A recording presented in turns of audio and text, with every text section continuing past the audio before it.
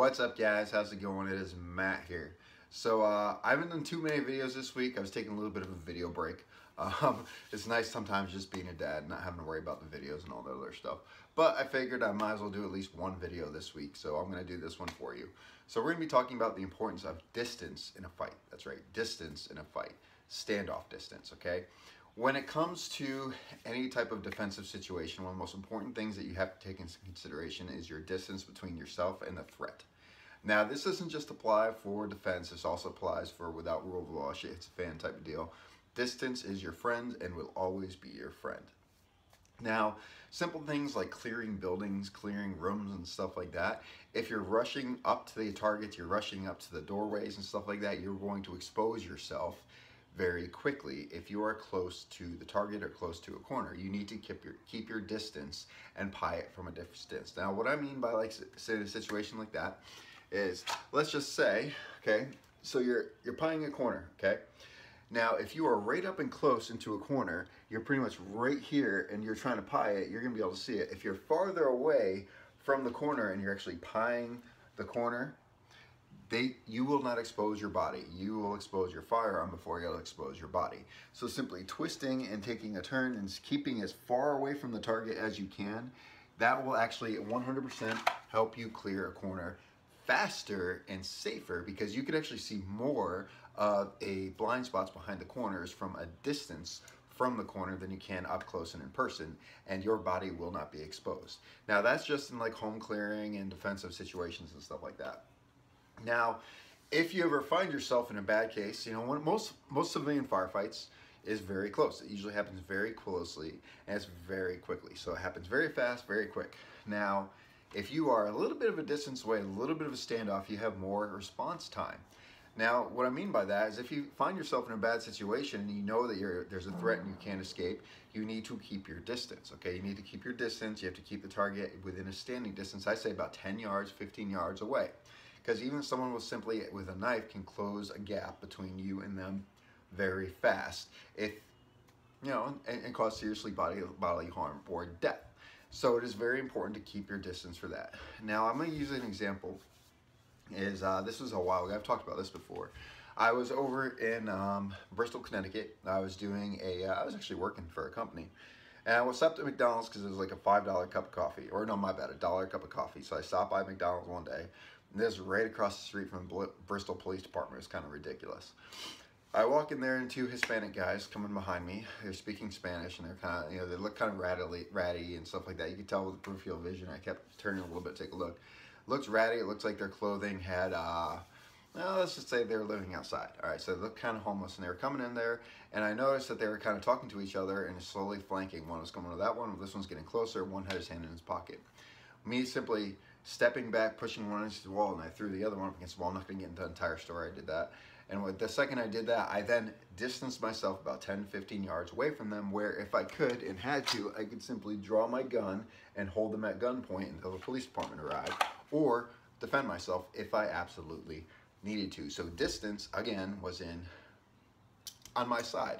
When you get that distance and you take control of a situation like that, they know they can no longer do anything. They can no longer have the element of surprise. They can no longer do anything, and pretty much you're the one in control of the situation, and the guys actually left afterwards. They're sitting there pretending like nothing ever happened, and they just walked out.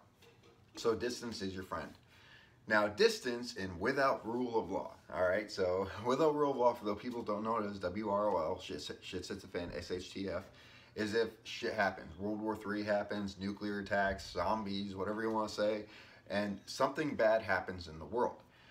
If you are trying to survive, then you're going to need to gather supplies and stuff like that along the way, right? You're going to need to gather those supplies. You're going to need to get reconnaissance of the area that you're in. Are you going to do it up close and in person, or are you going to scout it out from a distance?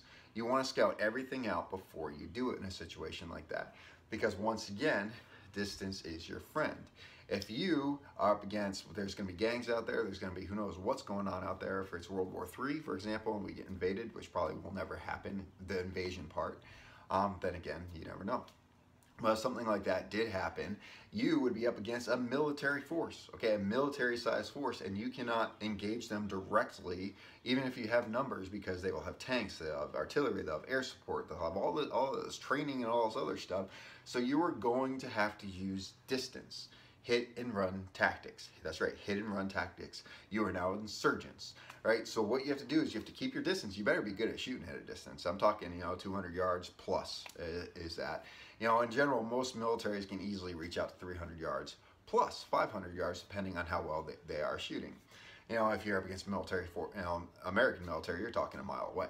But you catch the drift. If you're up against larger forces, you are going to want to stay farther away. A couple reasons behind that: cover and concealment. You can have better concealment from a distance. People cannot see you when you're farther away. The worst situations we were ever crossed when I was in Iraq is snipers. Okay, I hated freaking snipers. We hated snipers. I was just a regular rifleman going around through the city doing patrols, clearing buildings and stuff like that. You're walking through the streets, you can't see what's in the distance, and you hear a crack, because around it you hear a crack, then like 5 seconds later, like 3 to 5 seconds later, and you realize you're getting shot at from 700 plus yards away. Yeah, what we do is we don't engage that. We take white smoke, we pop it, and we get the hell out of there, because we cannot see the threat. We do not have good angles on threat. We don't know where it's coming from, because the sniper had distance. Distance was his friend, and because of that, forces like us couldn't really engage, because one, we couldn't even determine where it was coming from. We knew it was in that direction. There was a city and it was somewhere in that direction we were getting shot at from a higher altitude. That's all we knew. So we didn't actually see the threat, because who knows what the training was, how they were hiding. It was an Iranian sniper, more than likely. We don't know. But what we do know is that it was so far away that we had to pop smoke and get the hell out of there, because we just didn't have the edge. We could not attack them. We didn't know where they were coming from. So distance is your friend. So like I said, if you get invaded for any reason whatsoever, distance will be your friend. As Americans, if something bad ever did happen, whatever it is, if the law enforcement was down and stuff like that, once again, distance would absolutely be your friend. Because distance, you can take better cover and concealment from an actual threat, and you can actually observe the threat before you actually engage the threat. And you can actually determine whether or not you need to engage the threat or not. And the farther you are away, they can't see you, all right? They might not be able to see you very well unless they have very trained eyes and optics and stuff like that. So distance is definitely one of your best friends that you can come, when in any type of defensive situation, whether it's a up close and in-person defense fight, getting as far away from the threat as you can, clearing your house, pieing the corners from a distance instead of right up on the corner. Actually pieing it from a distance gives you a better angle on things.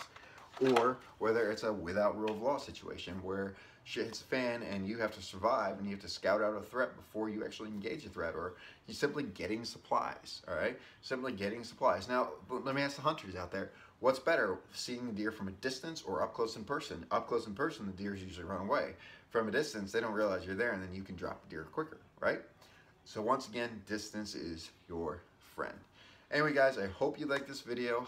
Don't forget, when we get to 5,000 subscribers, we're going to be doing a holster giveaway from our friend Artestry. Friday night, I will be going live again. I will be going live, so join me live Friday night.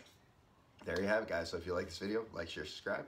Tell your friends about me. And remember, it's our responsibility to take care of each other and protect each other. Peace.